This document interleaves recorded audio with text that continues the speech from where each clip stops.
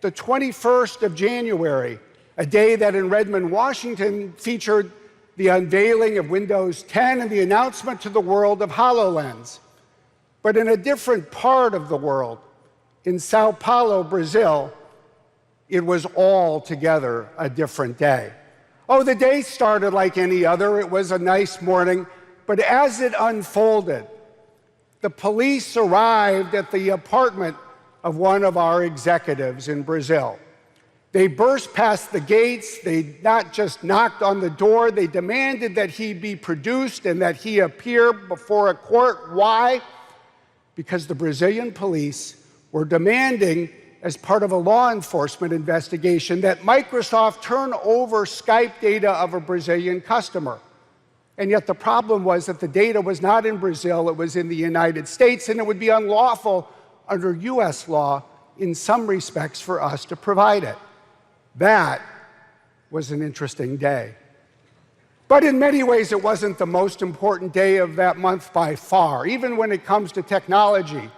Earlier in the month, on the 7th of January, the world was transfixed by the horrifying events in Paris, by the attack on Charlie Hebdo and the employees there, by the sights of police in the streets, and even worse, the death of individuals who were killed solely for expressing their views. A day later, the issues were not just about a terrorist attack. There was the largest manhunt in France in 2 decades.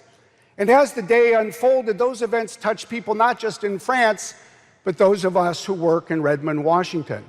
Before the sun rose over Seattle, we received an emergency request from the FBI. At 5:42 in the morning, they came to us and said that the 2 terrorists who were at large had Microsoft email accounts.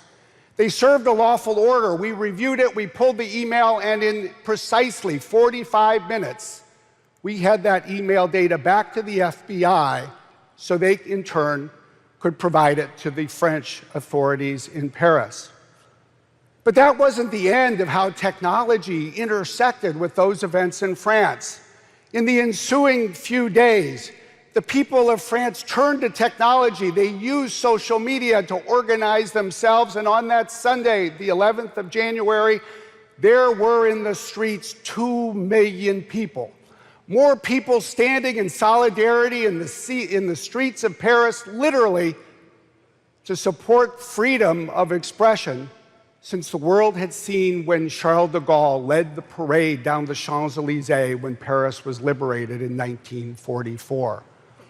And yet, just a few days later, the events moved across the English Channel to London, where Prime Minister Cameron talked about what had happened in France and said, this shows why we need to change the law and tighten restrictions on the use of encryption.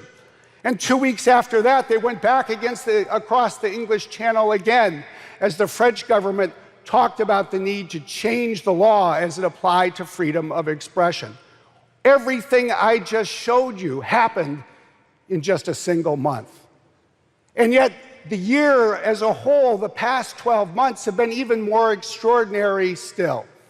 And if there was one extraordinary day in this extraordinary year, I think it was this day, the 24th of November. A day in Los Angeles when people got up and went to work, and some of them went to work here at Sony Pictures Entertainment. But as we all know, when some of them arrived, their computers did not work, they could not access their email, they could not retrieve their documents, and as they dug in to find out what had happened, the facts took them across the Pacific to North Korea, where it began to become clear that an attack had been staged. And events moved from North Korea back to the United States, to Washington, D.C., where on the 19th of December, President Obama, before leaving on his annual holiday vacation in Hawaii, had this to say, as you see in this video.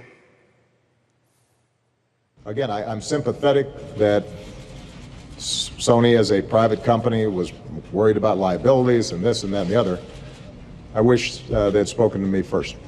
I would have told them, do not get into a pattern in which you're intimidated by these kinds of criminal attacks. But that was not the end of the story, even in terms of technology. Within the next 5 days, we at Microsoft and Google scrambled, and on Christmas Eve, December 24th, we announced that we would use the internet to distribute the film, The Interview, online to uphold that principle of free expression. Yeah.